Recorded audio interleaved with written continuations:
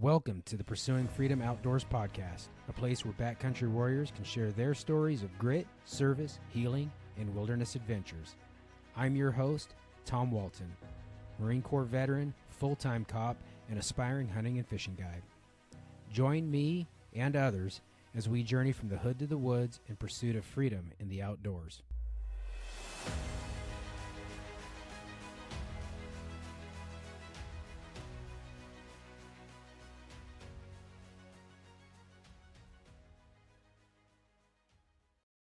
All right, everybody. Welcome back to the Pursuing Freedom Outdoors podcast. I'm your host, Tom Walton, and today I am joined by Taylor Riley. Taylor is a Idaho native, a lifelong outdoorsman with an experience spanning in Western big game hunting all over public lands, camping, backpacking, and all kinds of winter sports, and pretty much the whole gamut of outdoor pursuits. He started hunting when he was about 10 years old, started filming his hunt when he was 13, started his first business, which I thought was pretty cool, at Young Buck Landscaping, which based on the way he laid out his age range, he'd be about 17 years old. So very quick to be an entrepreneur, living the American dream. My hat's off to that. Started his current business, 360 Sportsman, in 2022. Graduated BYU in 24 with advertising and entrepreneurship. Yeah, it's 360 Sportsman. I'll let him dive into it, but it is essentially a masterclass hub for anybody that wants to do just about anything in the outdoors. If you go onto his website, 360sportsmans.org, you'll see classes from wolf trapping to wilderness bushcraft survival, hunting various species, hunt prep, nutrition. I mean, you name it, is there. It's pretty awesome. Taylor agreed to do this very last minute. We kind of just met today, so we were introduced by a previous guest, Joe Condilas from the American Bear Foundation. So enough from me. Let's go ahead and just let Taylor do the talking, man. Taylor, thank you so much for joining me on the show this evening and in such last minute. Absolutely, Thomas. Yeah, I appreciate you bringing me on, and I'm excited to talk to those that are pursuing freedom. I think, honestly, that's what we all want within our personal lives and also within our professional lives. And the outdoor industry is a great place to feel that, you know, both professionally and personally, where you can truly escape. So I appreciate you having me here and to share what I can and provide some value.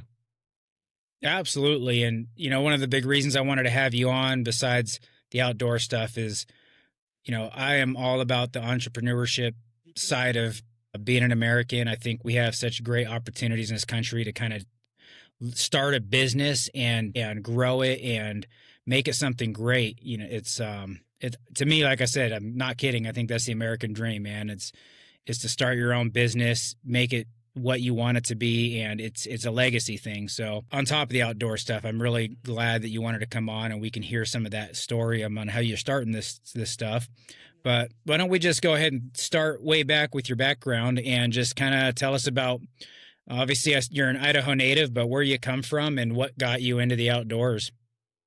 Yeah, we moved around a lot growing up, but eventually settled down in Idaho, and that's where I started hunting and getting into the outdoor space around the age of 9 or so. And by 10, you know, you have your early youth hunting program. So started getting into the hunting side of things, and then picked up a camera around the age of 13 ish is when we started to just mess around with cameras and GoPros and stuff. So, you know, GoPro, skiing, water sports, and a little bit of the hunting. That's when GoPro was actually starting to take off. So it was a pretty good idea on their side of things to come up with such a versatile camera, especially for different action sports. And maybe it came out sooner, but that's when I had got mine, was probably 12, 13 years old. So yeah, I grew up doing a lot of the different outdoor sports. Didn't do a whole lot of fishing. That's an area that I still feel extremely amateur in.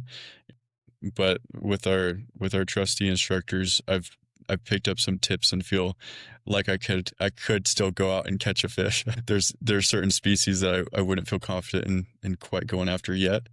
But with my background in hunting, we've done elk hunting, bear hunting. I've got a lion doing some hound hunting, a bear, just across the board. We've done a lot of big game hunting, and that's the thing that I enjoy the most in the outdoors is big game hunting. And yeah, along the lines there with school and some other different ventures, I I had got an idea to basically create a platform for people to learn outdoor sports through the form of master classes or online courses. And I was kind of coming up for the first time against this wall. I was going to school and I could not figure out how to navigate Utah hunting because I was from Idaho and I was unfamiliar with how it all worked. My dad had always, planned our hunts for us and basically just taken us out I knew where to go because it was in the backyard area. But for the first time living out of state, it was like, how do I navigate these like draws and these units? And I actually felt like a brand new hunter. And it was really embarrassing because I would tell people that I'm a hunter, yet I couldn't figure out Utah. Like I just didn't have the patience. It was supposed to be easy, just like go get my over-the-counter tag and just go, why do I have to like put in for some lottery drawing system? So the reality and the complexities of the outdoors started to kind of stack up, and I started to become overwhelmed and start to overthink it. Well, around that time was basically thinking I was going through school and different film programs and advertising programs, and there was various online courses, and one of the entrepreneur guys that I knew who has done his own online courses, he said one of the best things you could do to like create a legacy and share what you know and speak to a large voice is by creating online courses. And so come up with some idea. And I sat and thought for a long time and saw other different like masterclass kind of companies that existed, but they taught like yoga and cooking and like, I don't know, political stuff and weird stuff. And I'm like, so where's like the adventure side of these platforms? And there was hardly any. So I started to do a few YouTube videos just to kind of test out and see like, can I even film and like do an outdoor video? Like, is that even, and if I did, like, is it going to do anything on YouTube? Like, is anyone actually going to watch it? And some of the videos started to do really well, and it got my confidence just up to where it needed to be to say, all right, what's this thing called? Like, what should I do? What should I make it? And it was in that time that 360 Sportsman was born, was trying to solve a problem that I personally was experiencing in not knowing how to hunt or do a lot of outdoor sports because my parents had always held my hand, taking us out on different trips or hunting or whatnot. So since then, that's been the journey, is trying to produce all these master classes that I need to learn from, and I hear other people need to learn from. People tell us what they want to know. And so it's just trying to keep up with the demand of requests of, this is what you guys need to teach next. You guys need to produce this course. It's okay. Add it to the list. Got to go find someone. That's awesome. So that's a little background there. Yeah, man. So to me, this looks like a huge undertaking, super intimidating type of project, because I know there are some master classes out there that are offered by, I think like Gritty, Brian Call has like a master class type of thing going on. And I think like Remy Warren has some sort of class thing going on. Mm-hmm. And so when you were approaching this, I mean, obviously those dudes are some heavy hitters in the outdoor industry. They've been on YouTube for freaking ever now in terms of like modern outdoor industry folks. What was your approach when you were like, and I have my idea on what you sets you apart, what makes you different, but what was it that you were like, all right, I'm not only am I going to do what they're doing, but I'm going to set myself apart by doing A, B, C, and D. Like, what was A, B, C, and D for you? Yeah, I think one of the first things that when I started to like research and look into what's out there, I didn't want to limit it to just the hunting industry, because this is the first thing is I didn't want to box it in and say I only do hunting courses, because that's what I found that quite a bit of instructors out there or where people who have these courses typically only do like a couple areas, but it's very like, it's either like fishing, it's like hunting, and there wasn't really a place to bring it all together into one. And so they were all kind of competing against each other. And that wasn't the goal. The goal was to teach people any outdoor skill, and any outdoorsman that really gets into the outdoors is going to actually pick up several skills along the way.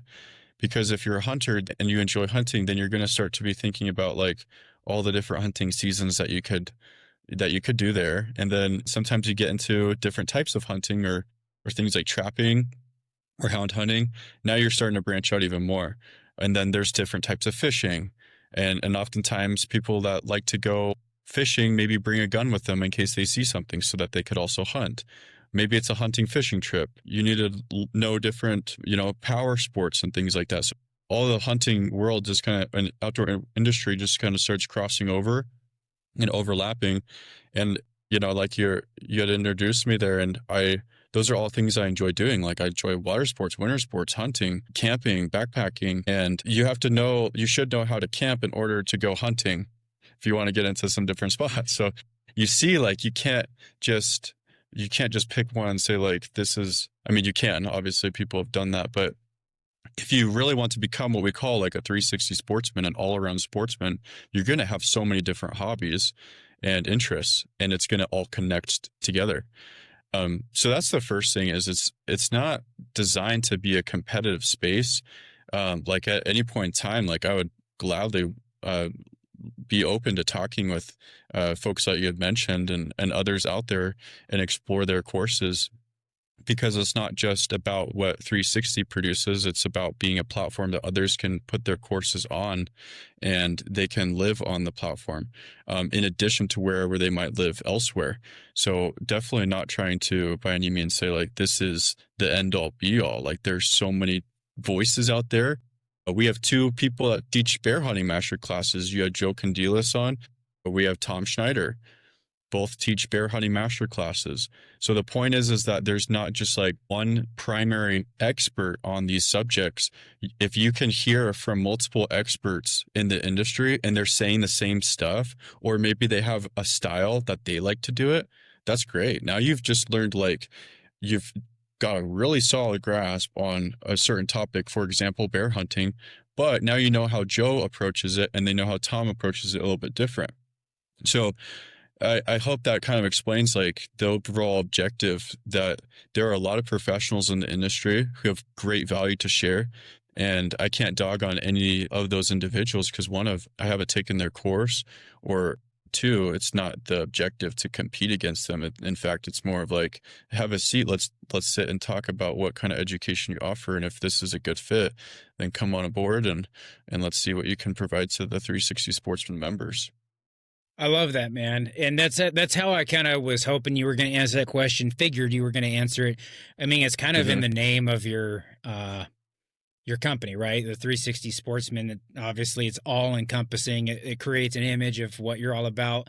And I love that you emphasize that you're not trying to be competitive. You're just trying to add to the industry, add value to other people and work together. I think that's huge. Having multiple instructors teach the same kind of relatively the same topic, I think that's huge. I don't know Joe Candelas very well, but we had a great conversation. His episode's going to be out. Shoot, when this records, it'll be this Friday. By the time you listen to it, it'll be a couple weeks ago. Joe will have been on the show, and he's Eastern Montana raised, out in Wyoming, and it is a different bear hunting experience than Tom Schneider up here in North Idaho, right? I mean, we have different populations of bears, and the terrain is nowhere near the same, right? Might be all big mountains, but ours are just covered in a green carpet of timber. So you have to approach bear hunting a little different. So I can see right in that example that you used how you're going to get value from both those classes. Because if you're up here living in the Idaho Panhandle where I'm at, typically when I think, man, what's the best way to approach an elk hunt in the Panhandle of Idaho? Why would I want to look for someone down in Utah, right? I want to see how somebody's hunting similar to me, and there's really not anybody I mean, there's a lot of great hunters up here, but Tom Snyder, I mean, he's one of the more successful as far as guys that are out on YouTube and stuff like that. They have a name for themselves. He does a really good job. Him and his family kill a lot of elk. So I would want to gravitate towards that. I have a buddy, simple as turkey hunting. You know, a lot of people out west are like, turkeys, they're dumb birds, whatever. But back east, it's a big deal. And I like turkey hunting a whole heck of a lot. But turkey hunting in Idaho and in Washington, we do it a lot differently. We can honestly get away with a lot more than they can back east. And I know a lot of folks that are interested in turkey hunting here. You know, I'm really good friends with a fellow John White who has his own YouTube channel, Northwest Spur Chasers. It's all hunting in Northeast Washington, North Idaho. And that's how he developed his original following, because people are like, finally, somebody hunting my area so I can learn how to hunt here. So that's a long way of explaining that, man. But I think that right there, just that one example is fantastic. That's great value. And I really love that you offer a variety of classes, you know, like that aren't even hunting classes. Like, what are some of the classes that you offer that aren't just related to hunting, but that would help you be well-rounded in the woods? Yeah, you got several survival master classes. You have a couple fishing master classes and a lot more fishing on the way this year. We have some winter sports master classes, and then a couple that are kind of more lifestyle, that are either out or that are coming out. So to just kind of explain real quick, so we produced about 28 master classes in 2025. In 2026, we have about the same amount that are planned to be produced. And so if there's something that you're not seeing that you're interested in, it's very possible that it's already in plans for 2026. Like one that would be really unique that a lot of sportsmen might not think about, but they are thinking about, is how to build a house.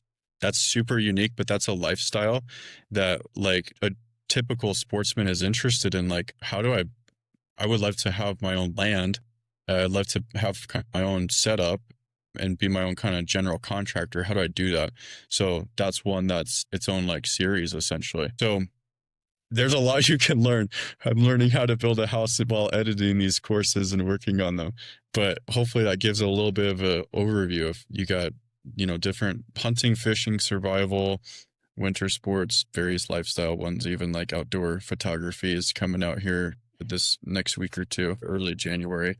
So a whole lot you can learn. That's the thing. I think that some sportsmen kind of get stuck up and like held up on is they plateau and they try not to, well, let's say this, they don't really admit it, but they don't want to learn more. They're really comfortable. And a lot of sportsmen just get to that point where they're like, I know how to fill a tag at this point, and I can fill my tag on an annual basis, but that doesn't mean that that's all there is to know. You can still go and learn. I can go fill, you know, a tag, but there's so many different opportunities and experiences that you can essentially unlock by knowing more. So YouTube, I figured this will probably come up eventually in the conversation, but that's one of those things where people go and learn on YouTube and try to, you know, maybe they'll watch people or they'll pick up different skills on YouTube, and anyone can do that. That's awesome. Just remember, like, you get what you pay for is kind of how I think about that. And YouTube isn't set up like a course. So you can, if you have a question, you can go find on YouTube what you're looking for. Maybe you can search it and say, like, how do you do bear baiting or whatever? And like, you'll see a bunch of videos pop up on bear baiting. It might be from people that don't really have like the expert professional background, but some people might, but you're going to have to dig through all the people that don't in order to find those people. And then once you start actually learning, is it in the format where you're going to be able to go back and refer to it? No, it's often really hard to go back and find a YouTube video a second time unless you're subscribed to that channel. Like, how many videos would you say that you watch that you actually went back and like watched a second time? Like maybe 5 to 10%. But when you have like a course that you're like, this is mine, I own this for my life, that's a resource that you can go back and learn from and rewatch. Say, how did they do that again? And that's coming from an expert. So I've learned a lot of great stuff on YouTube, and we put out a lot of videos on YouTube for free, like a lot of the lessons. But at the end of the day, the best format for people is like a sequential order that they're going to learn step by step and have, be walked through that curriculum with a professional. Yeah, I mean, there's a lot to be said there for sure. YouTube, and I'm not saying like, obviously you edit your courses and make them presentable and professional. So when I say that YouTube is, highly edited, I don't mean that like editing is a bad thing, but what I guess I'm trying to say is Right. that the YouTube people trying to get likes and hits and subscribers a lot of times are going for entertainment. Not all of them. There's a lot of good guys Yeah. out there that you can learn a lot from by watching their content for sure. But a lot of Yeah. people are just out there for entertainment and for clicks, and they don't want to show you the hard stuff too, right? They just want to show you the Hmm. antlers and all the success. So it's, to me, that's what's hard about social media and YouTube is that you're only seeing what people want you to see. This is I like the idea that you guys have a finished product that is designed to teach, designed Yeah. to make you better at what you do. Do you guys put a lot of emphasis on, and this is kind of harking back to me being a trainer in law enforcement. I've been teaching cops for, a decade or more now. Yeah. One of the things that like they always emphasize when we go to like instructor development classes is adult learning principles and stuff like this. And, you have your kinetic learners and kinesthetic learners. Be learn people that do the hands, people that are visual learners, people that are audio learners. Hmm. Do you guys have a little bit in each of your courses that kind of caters to people's different learning styles? I know online hands-on is probably a little difficult, but how do you guys attack those problems? Yeah. So a couple of areas. The first is that most of the courses are going to take place in the field. There might be different sections that are kind of more in a sitting down, let's just kind of talk and let me just explain concepts and fundamentals. But there are a lot of lessons out there that are going through like follow me into the field. This is what I do in the field. Let me show you how I do it. So a lot of demonstrating so that people can feel like they're going to go out and do the exact same thing and follow along with it. Then, if you have questions, any one of our instructors is open to answering questions and like messaging with the members. So if you sign up for any of Tom's courses or Justin Webb's wolf trapping masterclass, like people have a lot of questions about wolves and about trapping because it's so complex that even though Justin's masterclass is 10 hours long, almost 11, you're still going to have questions, you might forget something from the course and you just need like, hey, Justin, could you help me out? So people like Justin, the instructors are willing to answer those questions to those members that ask and reach out. That's a quick email, that's a quick message back. So it's not just that you're getting a course when you are joining, you're getting access to the instructor to be able to ask them the questions and feel like you are having kind of that personal experience with them, and you're already going to start to feel connected to them just by learning from them and watching them. You're going to feel like they know that you know them really well and all their stories and stuff. But when you start to chat with them, you're going to realize like they're doing the same thing. Like they're putting their pants on the same way I am in the morning, and they're just working really hard and they're dedicated to what they do. They love what they do, and they're gonna treat you great as far as messaging you and helping you with your needs. So hopefully that helps a little bit because I do know that there are different types of learners, and some people like to read, some people like to watch, some people like to listen. So with the video, you can watch. Obviously, there's the audio, and then most of the lessons have notes below them that you can read through. And it's not always just a summary. There's always, of course, has educational points down below that you could also see like that written out messaging.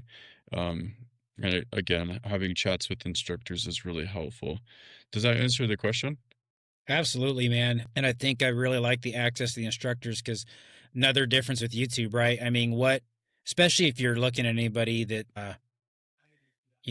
any real significance on YouTube, I hate to use the term term celebrity, but I Yeah. didn't mean to that wasn't a Freudian slip saying the turd. The term celebrities, man, they're not always easy to access folks, and that's totally understandable Yeah. because if they're 2 million fans were they answered all of them, man, they would never be able to sleep a day in their lives and still not be able to talk to everybody. So they have to filter how that communication Mhm. happens. So yeah, I mean, not everybody can very easily just go ask Brian Call a question. And maybe they can, I don't know, but I'm assuming Brian Call is a little bit harder to get a hold of.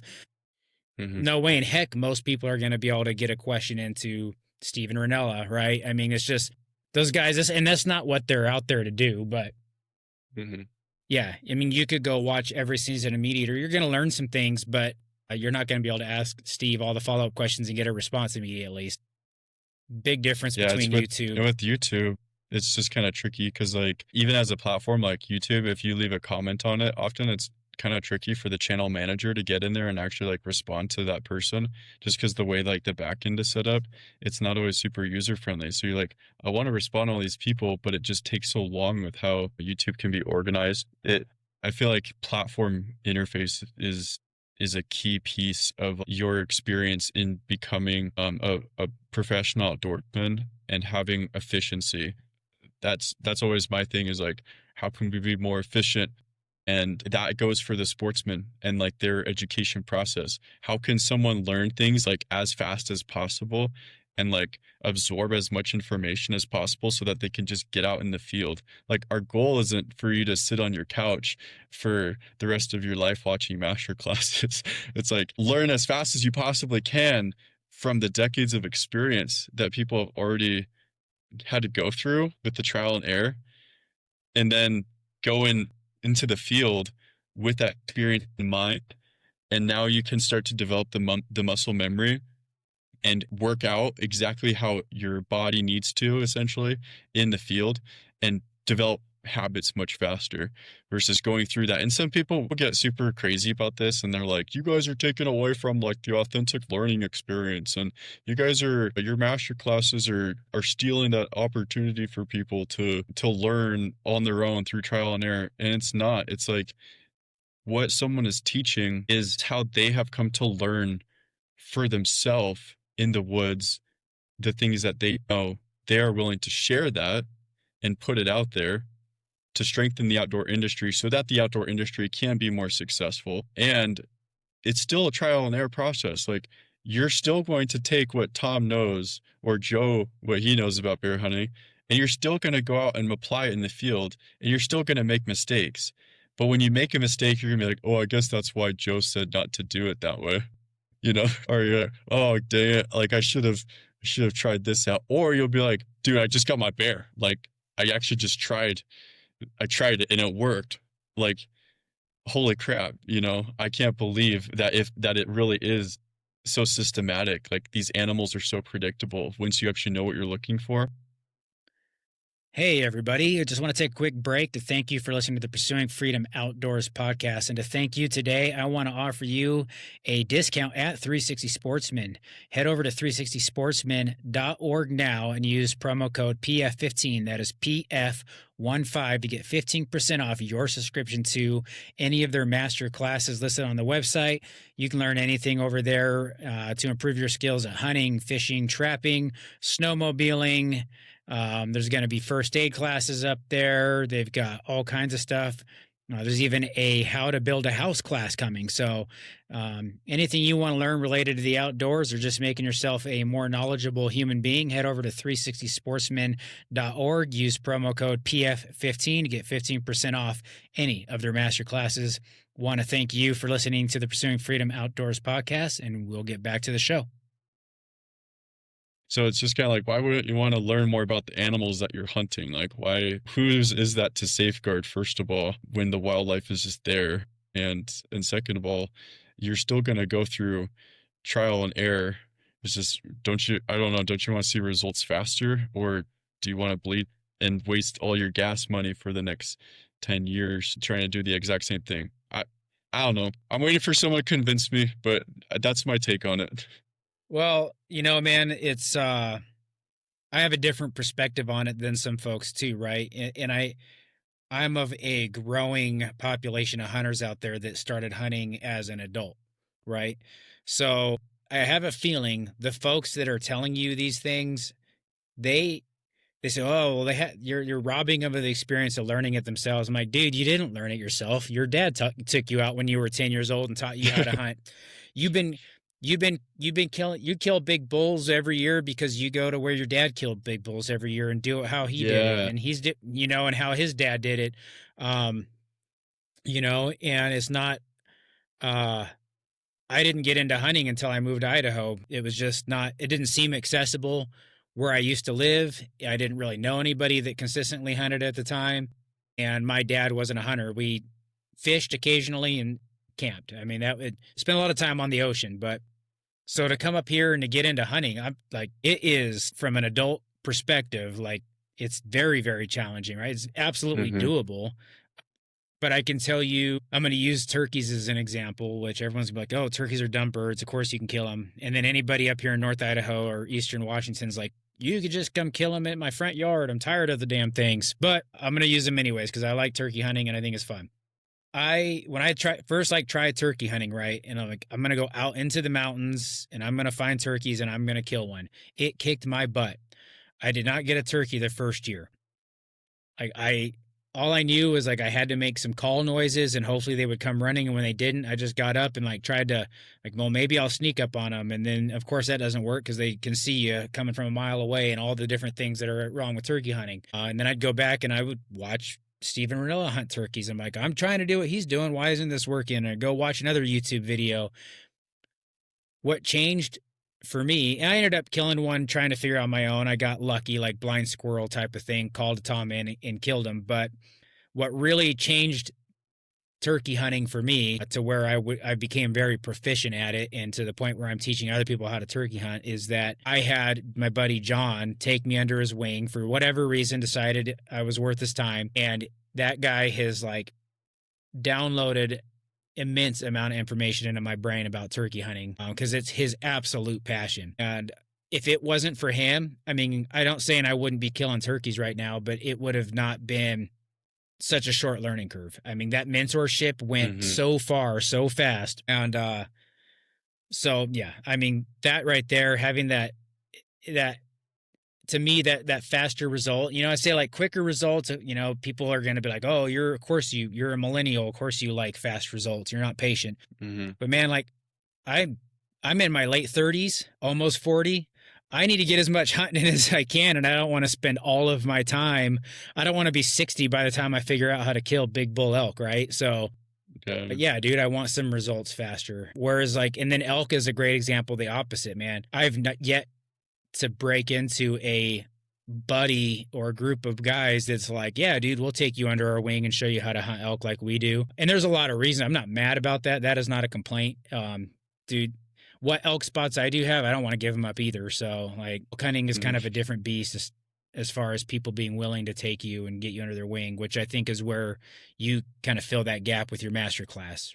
Like, dude, not a lot of people are trying to mentor elk hunters in their new spots, and elk seasons tend to be shorter. It's hard to want to take Hmm. somebody when you're trying to fill your freezer, fill your kids' tags, fill your girlfriend's tag, whatever it is, and then let me take my buddy out and try to teach his new ass how to kill an elk. So, uh, and that's where you step in.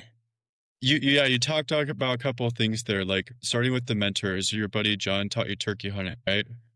Is that was Yep, his name there, yep, John? yep. So like, how many people have a John, and how many people don't have a John? There's a lot of people that don't have Johns around them. They don't have those people that are one, like expert or professional, and two, willing to share. And how many people like in your circle do you actually have that are like well-rounded in all of it and can take the time to like explain? Do you know someone that's a professional snowmobiler? Do you know someone that's a professional bear hunter, or who is a professional archery shooter? Like, you can go down this list of all the things that you need to learn in order to be a good hunter. Like, I want to start doing archery now. I did archery a little bit when I was younger in a tree stand that my dad had set up for me. But like, there's things that I need to learn about archery, and I'm excited to get out. Um, but I didn't have someone. My dad basically said, "Here's a bow that your grandpa used to have." And I just sit there and dong dong in the yard and see if I could hit it. But I had like no technique to me. So how many people do you have out there that are wanting to learn these different skills that are already just kind of searching online trying to figure it out, who could have like that professional mentor in their back pocket and anytime there's people who text me, they're like, I just finished this class on my lunch breaks. Someone said I did it during all my lunch breaks. I'm like, that's awesome. Like you learned how to bear hunt on your lunch break when you could be sitting there scrolling TikTok or doing something stupid. Like good for you in learning some skills. Now they're going to go out when they're actually on vacation or time off, and now they're going to maximize their time in the outdoors because they know where to go, they know what to look for in the terrain, they know what bears do during that time of year. There's so much there. So I'm glad that you talk about mentors because people don't have them. And if you are looking for one, like, do you have one in your back pocket? There's also other great resources out there, like the First Hunt Foundation for hunters that are getting out and trying to like network or make some friends who maybe you've never hunted before. You can go get set up with the First Hunt Foundation.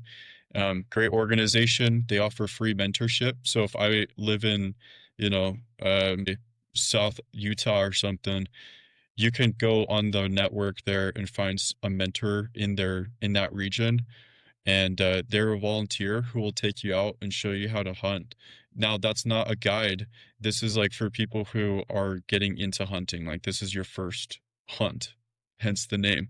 So there are so many different resources out there, whether it's a remote or like on demand, or it's a foundation that might offer tools. That's what's really important to know is like if you're willing to learn, there are so many tools available to you. And one of them is 360 Sportsman. If you like to learn through videos and courses, another, go get set up with the First One Foundation. Go check them out. There's great podcasts and folks to listen to as well. It just goes back to the idea of like stop with the whole I can't learn anymore. I already know enough. To instead, there's more to learn. I'm gonna go take off here. I'm done plateauing. Get out there and stretch yourself. Like set some goals. I'm a Heck little yeah, man. crazy, so I probably shouldn't get into that. I mean, but it's true, and it's another thing I think that makes uh getting into hunting when I did a little bit more fun is I haven't, I've never felt like I reach a plateau. I'm like, okay, cool. Like I checked this box. Like, what's the next best thing? Like, what's the next best thing to go check? Right. Hmm.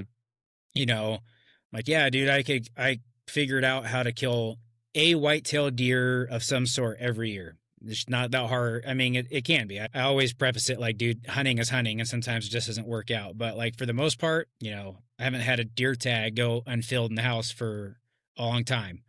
But there's a difference to me besides between just going out and filling my deer tag and going out and finding an adventure, which for me is half the fun. Like when I was inspired to hunt, it was a lot about the food, but it was a lot about the adventure. I love outdoors. I love wild animals, and so my dude, where can I go that's crazy and see cool animals? So like for me, mule deer hunting has recently become like mule deer and bears, man. I just love. I mean, the country they live in, the time you get to spend watching these animals that no one else gets to spend time watching. Yeah. So to me, it's about the adventure. Going up to Alaska, holy moly, like that was a trip that I'll never forget. Right. In fact, I'll Yeah. probably be going back here in a year or two for a moose hunt with a buddy. But um, Nice. don't plateaus, man. Like you can't reach a plateau. And yeah, it's nice because I have a lot more to go learning wise than somebody that's been hunting since they were 10. I mean, that's the fun of it, man, is the adventure, seeing the new country and stuff like that. And like I love hunting in Yeah. the panhandle, but it's sure fun to get out and check out other parts of my own state, let alone other parts of the country. Yeah, that I think that's one great thing about outdoors. It's gonna drive you to places if you're willing to go to see country and to see things that ultimately turn into really great memories for yourself and great opportunities with your family and loved ones. Going out hunting this last deer season. To preface this, like I've been at college and at school, living out of state for I was basically a Utah resident, and during those 4 or 5 years, didn't do hardly any hunting at all. And it wasn't until that last year of college where I finally had some time and was like, I'm going to put in for a tag. And then I drew that tag, and then we moved to Idaho. I was like, oh crap, like now I can't hunt Idaho because I haven't lived here long enough. Like I have to be resident for 6 months. So that was a bit of a pickle. So this year was my first year like back hunting in like 5 years. And it was so exhilarating, like the amount of memories that came from that, whether it was by myself or with some of my family. And of course the cherry on top, or what is a motivation for most people, is that meat, like the self-sustainability part of it, where it's great to shoot a nice buck or something to remember there rack wise, but how about like the amount of meat that you're going to get out of that? And especially if you like to do the meat processing yourself, like that is such a fulfilling experience and a memory. Like now my wife and I have these memories of staying up till 3 a.m. for like 2 or 3 nights in a row, like cutting up my elk, in our kitchen, just a bloody mess. And like her first exposure to that, us as a married couple, like seeing her come out to our Rav, and the elk is just like shoved in the back of our Rav, and it's just bloody everywhere. And my baby's reaction, just like, oh dad, you're so in trouble. It's just like that stuff you just can't forget. And there's so many little things that you probably think about, like with your dad or your uncles or brothers or whatever. Like it's those silly little things that just make up the whole experience. I hope that people can find those experiences and not get so tied up in like, oh, I didn't get see a big enough buck today. Like I didn't see the shooter that I really want. It wasn't worth it today. I hope that's a motivation, like to keep getting out and keep pushing yourself. How about just change the mentality a little bit and say like, dude, that was such a fun day. Like it rained on me and like I couldn't see through my scope, and I learned something new, like how to keep my scope dry, or like I don't know, just like find some perky memory out of it that like Yeah, just man. adds to your portfolio of memories. I mean, there's so much to that. I mean, for me, it's just that every time I go out and like, man, this was really brutal. What a brutal day. It was so cold and rainy, or I thought this tent was gonna, blow off of our heads, which I've had that happen. Yeah. But, when you survive those, and maybe survive is a dramatic word, but when you get through to the other side of those like tough days, like, yeah, man, they're tough and they can suck and it can be discouraging if you're going day in and out without seeing an animal, but you should take like some pride in the memory and the knowledge that like, dude, I can hack it. Like I can get through those hard days and keep hunting. I can, it's a challenge to keep your morale up. You should feel good when you can keep your morale up. And especially if you have buddies that you're with and you guys can, uh, you know, laugh about your situation. Right. Yeah. I mean, like when I was up in Alaska, man, we were with the big group and you're talking about resources for like learning how to hunt, dude. I've done a lot, as a volunteer. I just stepped away to do to go to another organization, but the Armed Forces Initiative of the Backcountry Hunters and Anglers, it's like all veterans. I mean, all over Uh-huh. the country and active duty. Like we have like essentially chapters on, military installations. We have state chapters. I was in Hmm. charge of Idaho for a while and handed that off to a really great young man he's doing amazing things with it. But that's what we did, man. It was like, oh, you just moved duty stations and you have no idea how to hunt black-tailed deer in Western Washington.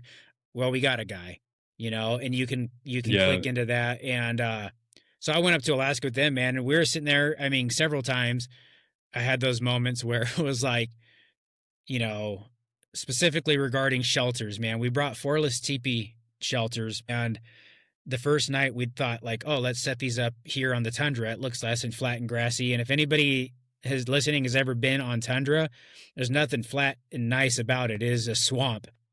Yeah. And that night I was like, dude, why are we setting up I actually didn't set it up. Like I got there in the last group and I was like, oh, nice. These guys set up camp. Like that was great. And then I get up and I'm like, why did you guys set up camp on a swamp? And that night I had to get up and take a leak, man. And I get my foot out of my bag.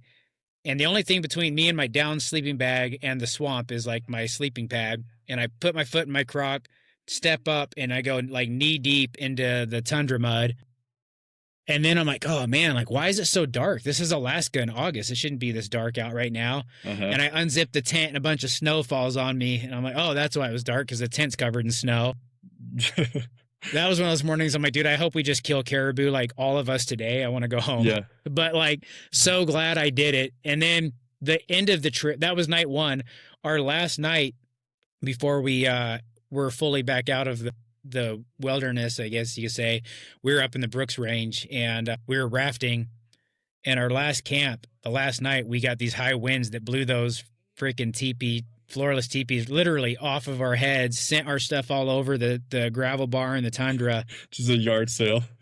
All you could do is just laugh, right? Like, all right, well, I guess we'll sit here and laugh and sit here in our puffy jackets until the wind calms down and we can set our tent back up. Like, it just is what it is, man. But those hard days are the best, man. Like, that's what I remember the most about trips like that. And just, and yeah, we killed some caribou and it was great, but holy moly, man, those days of the suck, the hard pack outs, right? Yeah, people need to take pride in videoing and photoing those and journaling them and like just that experience, just say like, that was awesome. Like I didn't get anything, or, it was a really hard hunt, and appreciate like those experiences. And you touched on like that backcountry organization there that helps folks or like educates there. That's another thing that I think so many sportsmen don't even know about, is how many associations and organizations that are out there that like that's why they exist, is to do like two things: educate and fight, or defend, whatever, however you want to put it. Their primary goal is to help educate the public on certain things, whether it be trapping, hunting, fishing, etc., overall conservation, and to go to bat for those sports when it comes time that the lawsuits start dropping and our rights and these policies are on the table. And whatever state you're from, whatever policies your state is going through, there are organizations and associations that are tied, that are fighting at that table to be your voice. And Justin Webb, he works with the Foundation for Wildlife Management. He put it this way, that like, your small membership fee, like that is so minuscule to the amount of dollars that are coming at the industry to shut things down.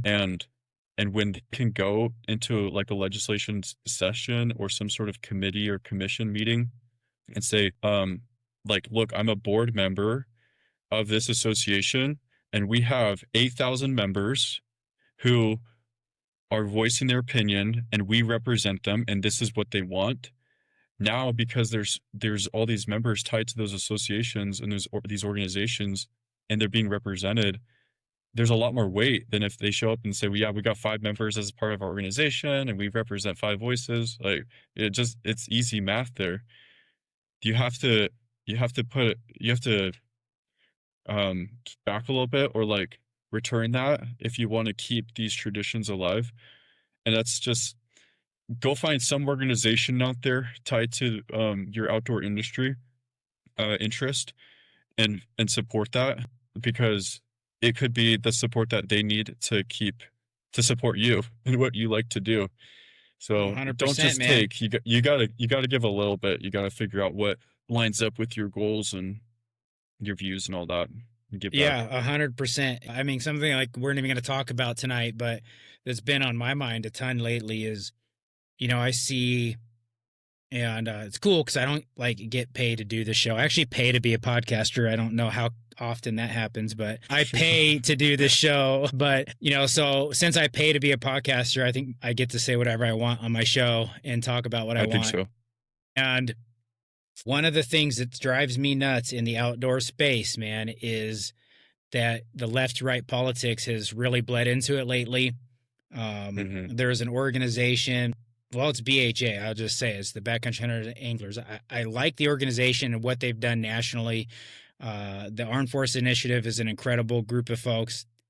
If you're a veteran listening to this, or active duty military, you should be a part of that, because they will help you in so many ways, and it's very rewarding to be a part of. That being said, their Montana state chapter just put a post on about Trump admin policy. Or no, it wasn't even about policy. I mean, it was loosely about policy. It was about voters in rural Montana being unhappy that they voted for Trump because of Doge cuts and things like this. And to me, that was less about education on policy and more about being divisive because board members on Montana BHA don't like Donald Trump and have, orange man bad syndrome or whatever they call that crap. It's totally fine to be against his policies. There's plenty of policies out of this administration that I'm very worried about, that I keep a close eye on, that I have personally written my legislators about. And thankfully, most of those have gotten reversed or didn't happen because sportsmen voiced their opinions. Out of Utah with Mike Lee, sportsmen shut that down. And that wasn't left or right politics. That was just bonehead crap that Mike Lee was doing, and sportsmen shut it down. That's who stopped that from happening. But in order to do that, we can't be divisive. Because when Montana BHA posted that on their Instagram, the first thing you see is all these folks coming on there. Well, this is what you all voted for. What did you expect when you voted for Donald Trump? Yeah. And blah, blah, blah. Why are you wasting your time? We don't need to hate on each other because of who we voted for. Because the same can be said for, well, of course, spring bear hunting got taken away in Washington. Look who you voted for. But I'm not going to waste my time doing that. Instead, let's get together, put our left and right BS politics aside, and let's come up with solutions as united sportsmen. And we can't dog on people who trap. We can't dog on people who don't fish the way we fish, because you don't use hounds and you think it's cheating. And well, I think baiting is cheating, or whatever your thing is. We have to stick together. We can't be dogging on each other. We can't be dogging on each other about the way we utilize resources. As long as it's legal, ethical, and fair chase in our states, we can't dog on it. And we should protect that. We should protect it. Just because we don't do it doesn't mean that somebody else shouldn't. So that's a big soapbox that I've been getting on lately. I'm kind of passionate about it because it really drives me nuts, man, because I really like these organizations like BHA. Yeah. But, man, when they post some divisive stuff like that, I'm like, you are dividing the very sportsmen who are supposed to rally together to stop what you don't like. If you don't like the Doge cuts, man, let's talk about why and let's come up with a solution. So yeah, like you said, if you don't like your organization, then don't support it. And that's where we're encouraging people here to do their research into the organizations and associations and look into those viewpoints and the things that they're saying online, like how they represent themselves. Because if you're going to be a member of something, you want them to represent you well, because your name is going to now be attached to that in some form. But I think the bottom line with all the politics and everything there is that the wildlife does not care who is in office. They really could care less who is sitting in the big chair. So if they don't care, then what is most important? The science-based management, the North American model of conservation. And so that's the model that as sportsmen we need to support. We need to support a model that is sustainable and that backs the wildlife in a way where predators and prey can both live in ecosystems and in these environments and thrive, both of them. And that is done through science-based management. And there's organizations that will support science-based management and the North American model of conservation. As a sportsman, you cannot pick and choose what types of methods of management are going to be in play, because if you are not supportive of trappers, then come time to take away archery or other types of hunts, don't expect the trappers to have your back. The point is that you need to be supportive of the trappers and the houndsmen, and the houndsmen will be supportive of the archers, and everyone is united and supported in this effort to manage wildlife based off of science. And again, if it is legal and ethical within your state to do that, do it responsibly and preserve the tradition. But again, wildlife does not care who's in office and what the policies are. So we have to be advocates for the wildlife. And what we've proven to be the best model is this model. It's a model that all other countries in the world are envious of for how we've managed game and bring numbers back up when they've gone so low. Most countries cannot do that. Yeah, Cannot success bring story numbers to sustainable levels. Yeah, success story after success story after success story. And there's always more. I mean, I feel like all the time I hear another success story about a species that's recovered beyond objective. Maybe a state's going to open up an elk hunt, whatever it is. Oh, shoot, man. There we go. yeah, there's states that, uh, you know, have like plenty of grizzly bears, right? Like I'm excited that, and I say that because I'm excited with the wolf legislation that's going through, because that's how we're going to get grizzly bears delisted as well. I think that's a good pathway to that. Like I'm hoping that the next thing they do is pass some legislation like, all right, hey, grizzly bears are delisted, especially in the greater Yellowstone. Mm-hmm. But that wasn't done. Like wolves being delisted and grizzly bears meeting recovery objectives. It's not because people don't want to hunt them. That's because there's hunters bring value to wildlife. They love wildlife, and for all the things that you said, man, like that's what brings it. The North American wildlife or conservation model value is hunting and sportsmen, right? So, and that Yeah, we got science to be based willing. management. Yeah, we need to be willing when it comes time to take certain species off the list, to take them off the list, and then make sure that things never happen again. And in many of these cases where they have been taken off the list, there's been some sort of management plan that has been in place to make sure that that doesn't happen again, whereas that might not have been in place before. So it all goes back to just let's stick to the model that's worked. It's built strong populations, healthy populations, and let's support those that are managing that rather than making it harder and harder for them. Those comments, those things that we say on Facebook, those things that we say on Instagram, they do add up and they're scored against us. You don't see it, but it is recorded and it is Yep. noted and it is used against us and it doesn't help. So whatever you can do to encourage others, because you're not, any of your listeners aren't like that and no one here is, we need to encourage everyone else that is out there to be better if we want to be able to do what we love. So Yep. that is why we would like one of the first hunting master classes we released was the hound hunting master class. And then we did wolf and then helicopter hunting. We did these ones that people would immediately come out the door and say, "What are you doing? Like, that's not hunting," and blah, blah, blah. And it's just like, too bad. Like, this is what, as a company, like 360 Sportsman, we're covering it all. Whether you want to know it or not, it's going to be here. And as long as it's ethical and legal, we will show you how to do it. Don't care what your opinion is. Your opinion and your ethics are different, and everyone's is. Again, if it's following the book and supporting the North American model of conservation, it's going to be a master club. I love it, man. Well, that was a topic that I didn't even expect we'd cover tonight, but I'm really glad we did because I I'm think glad it we did. It's gives, fun. yeah, it's fun. And I really think that it gives listeners value in knowing where you stand as a company, right? They know now when they want to go spend money, they're like, man, I wonder where this guy stands on these issues. They know if they listen to this podcast, they know where you stand. And I think that's an important stance. It can't be said enough from sportsmen and from people in the industry, that sportsmen do support wildlife. Hunters do support wildlife. We love wildlife. I mean, that's one of the biggest parts of hunting to me I enjoy. I always tell people, I'm like, if I had a second life, I would not have been a dumb grunt in the Marine Corps. I wouldn't have been a cop. I probably would have been like a wildlife biologist, man. When I was a kid, I loved wildlife. Didn't know I was going to grow up to be a hunter, but I loved wildlife and watching wildlife, learning about animals. And so I kind of get to live that out as a hunter because there's no better way.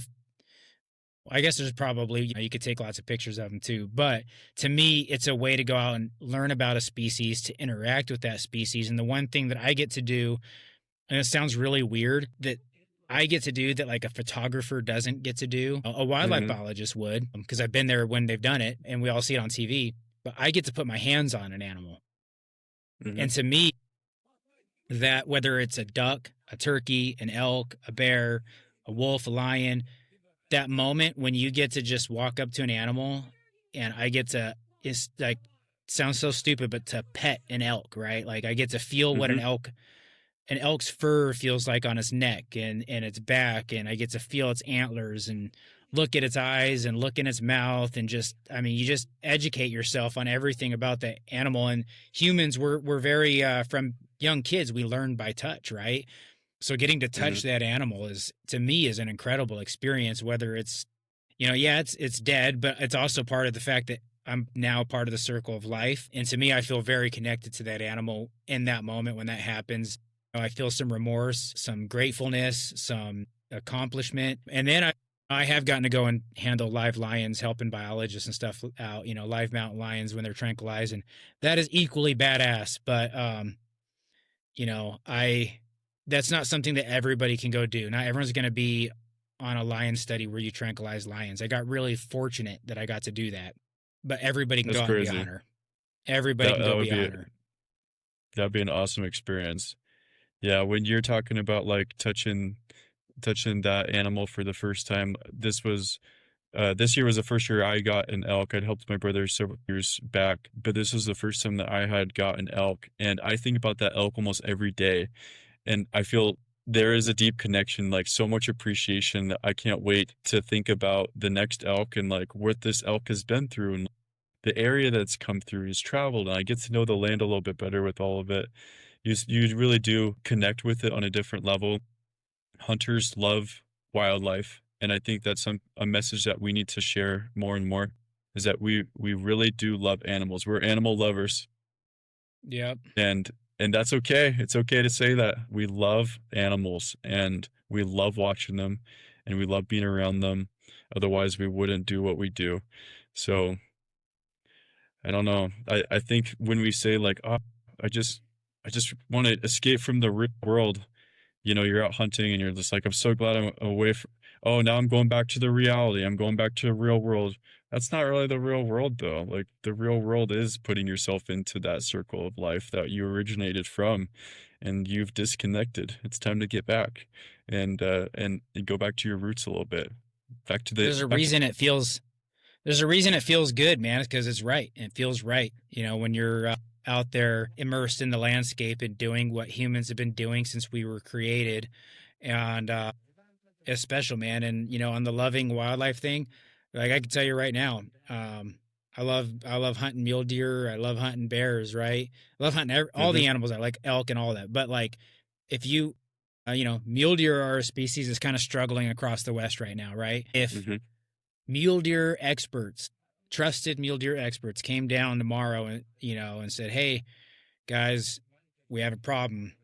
We are mule deer hunters too, but if we as hunters in North America keep hunting mule deer, there will not be you guys can hunt mule deer for the rest of your lives, but just know that like your kids and grandkids will never get to see a mule deer." I don't think there's a hunter out there that wouldn't say, "All right, I'll stop hunting mule deer for the rest of my life, knowing that my kids and grandkids will get to see and hunt mule deer." Like I would never chase another mule deer, another elk, I might still go out and look at them, but if it meant the survival of the species depended on me not being able to hunt for the rest of my life so that somebody else can in 200 years, not even a question, man. All right, like move on to the next thing. Yeah, I'd rather have the elk around. And it's just like people hate wolves, man. They're a hot topic. People hate, and up here in North Idaho right now, especially in the far north panhandle, grizzlies are a hot topic. hmm People are hating on some grizzlies up there right now. But you know what, man? Like, I'm glad there's grizzlies and wolves on the landscape. I just want them to be managed. Yeah, that's where we're like when we filmed this bear course, we saw 7 grizzly that day and 1 black bear. It was like I can't Yeah. one of I think the problem. But Joe, oh, you loves the bear. He loves black bears. Anyone that loves wolves and treats wolves loves wolves. And it's the respect of like, hey, you've come to a place that you just belong more because we humans, as Joe says, we humans are on the landscape. So that's the dilemma because we exist because we're here. Our job to man environments for humans and sustainable populations for us to enjoy for years to come, like you said, like for our grandkids. So I love the topic of conservation. I feel so young in it. I'm learning so much about it from these people. And I hope that any one of the listeners here, just if there's anything that they can take out of it, is the importance of conservation and learning about animals and learning about how they are and how to support them in their healthy populations. Like, even if you know nothing about it or you think you know something, just go find something else or go support someone or teach something about conservation. You got neighbors, you got friends tons of people online who literally know nothing about conservation. Just share something, like help someone new understand it. If every day you were able to make an effort to share this model with people and the importance of conservation, just imagine what hunting could be like in 5 years if every active hunter did that. Like hunting, hunting could make some serious moves and make some waves in the broader world. So thank you, Thomas, for having me on the show today. I really appreciate the opportunity to share a little bit about 360 Sportsmen and truly what we believe as a team, as instructors, and what we live by. Um, any listeners here who are interested in a master class, they can use the code PF15 and go get 15% off on any master class or premium that you might be looking at or eyeing. So freely go use that code and just know that there's always more to learn. There's always more Hey, to learn. man, dude, we really appreciate that. Appreciate that you're doing that for listeners. That's huge, man. For folks, again, wondering, I mean, everything is on here and it's not just limited to like Idaho type stuff, man. I mean, this is the full Western package. We got caribou hunting, wolf trapping, elk hunting, hound hunting, bear hunting, general trapping, intro to hunting. I'm seeing classes about tag applications. We got archery. There's some other DIY how to do your own European mounts. I know I always pay my local taxidermist to do them, and the prices are going up. So that's a really valuable skill right there. The fitness and prep, man, I love the pain management. I'm going through a back injury right now, getting surgery here soon. So I can appreciate that. Man, fishing 101, snowmobiling, avalanche safety, Alaska hunt logistics coming soon. That's your coming soon. Alaska hunt logistics, knife making, outdoor photography. I mean, spoon carving. Holy moly. When you say outdoor, 360 outdoors, like, or 360 Sportsman, I mean, it's all there. You got more coming. I'm really excited to see what you guys got coming up. I love the Alaska stuff. It's my favorite place. I love that state as much as I love Idaho, but Alaska's a whole nother level of amazing. Can't wait to see more of what you do there. Looking forward to seeing what you get to on the fishing stuff and see what you get for fly. I have a feeling some fly fishing content's coming out, so that'll be cool to see you guys do that too, because that's fly fishing is my non-hunting fanatical hobby that I've gotten into to the point where like I said, I went to guide school. That's exciting, man. Good work. The number of courses you got, I was looking at the pricing on them. I personally think the pricing is very reasonable. Your bundles look awesome. My observations is you get a lot for what you're paying for too. I think having constant access to the material, I know there were some calls that get thrown into some of those classes. Correct me if I'm wrong, but it looks like some of those classes include like packages from Phelps and stuff like that. I know that was the case when I went to sign up for the wolf class with Tom Snyder. And then, yeah, that constant access to those instructors. I mean, shoot, man, I think that right there is worth its weight in gold. So you're doing good work, man. And I really hope that people come and check you out. And I'm looking forward to watching you grow. You're a young man with a great thing that you've started. I think it's just going to be fantastic. I'm glad I got you on the show before I'm too small to have a successful fellow like you on. So appreciate it, man. You'll get to look back on the episode someday and be like, dang, that was back in the. No, I appreciate it again. Thank you, Thomas, for having me on. Yeah, man. Anyways, yep. So everybody, again, that's Taylor Riley at 360sportsman.org. Check out his classes, see what he's got going on. Obviously, he stands for conservation and all the important things that hopefully everyone listening also stands for. And just as usual, a plea, if you are listening and you like the show, please, even if you never listen to it again, please just subscribe. Hook me up. Like I said, I pay to do podcasting. It would be nice to at least have it paid for, so I was not losing money doing it, but it's worth it because I get to talk to people like Taylor. But yeah, if you could like, subscribe, comment on whatever platform you're on, please do that. Provide some feedback, ask me some questions, all the things that podcasters always ask you to do would be super helpful. For those of you that are listening right now, have been listening for a while, I really appreciate the fact that you guys have stuck with me.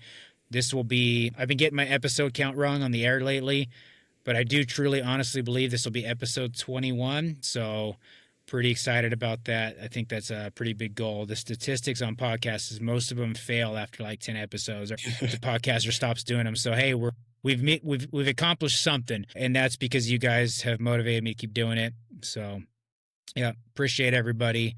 Reach out on Instagram, Pursuing Freedom Outdoors, if you guys want to, or have any questions too. It's a good way to get a hold of me. Taylor, are you on social media at all besides your website? Any way people can get a hold of you or check out what you got going on? Sure, yeah, 360 Sportsman everywhere that you can find it on any platform, and then you can always message me at Taylor E. Riley. That's my personal Instagram. I'm behind 360 Sportsman too, so whatever's easiest for people to find. Love to talk and help people better understand the outdoors. Yeah, again, I appreciate you and your audience for everything that you guys are doing to support the outdoors. Heck yeah, man. It's a lot of fun to connect with folks and connect those folks to the audience. And then last update for the audience, when you guys are listening to this, we will have purchased our drift boat for the fundraiser for Protectors Peak.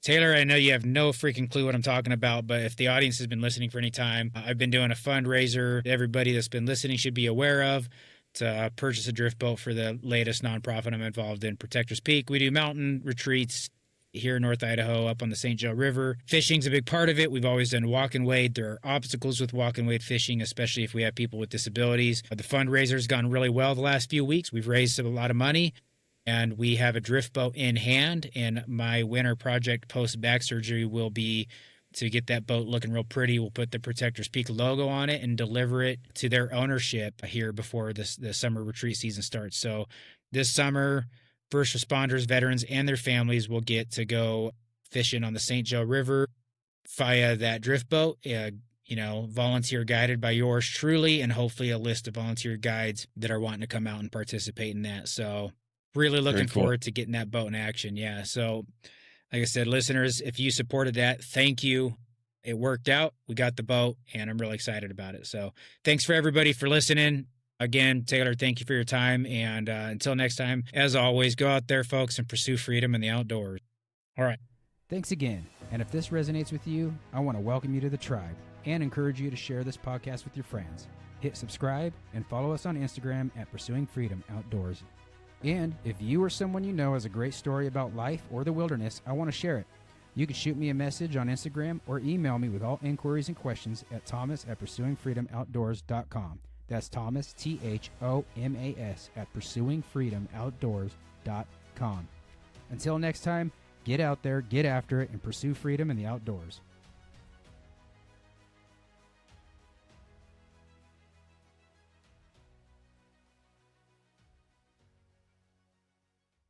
Before we get started, I want to thank our first partner, Response Ready Medical. Response Ready Medical, bringing our customers the best quality training and equipment for the worst case scenario. Response Ready Medical's vision is to be the leading provider of emergency preparedness solutions across the United States, empowering communities, organizations, and individuals to respond confidently and preserve life during critical moments. Offering same-day certification, all Response Ready Medical classes are instructed by nationally registered and state-licensed firefighter, paramedics, law enforcement officers, and hospital staff. Classes currently being offered by Response Ready Medical include CPR and AED, CPR, AED, and first aid, emergency trauma care, child and babysitting safety, CABS, backcountry medicine, and wilderness first aid. Your premium partner in emergency preparedness, Response Ready Medical.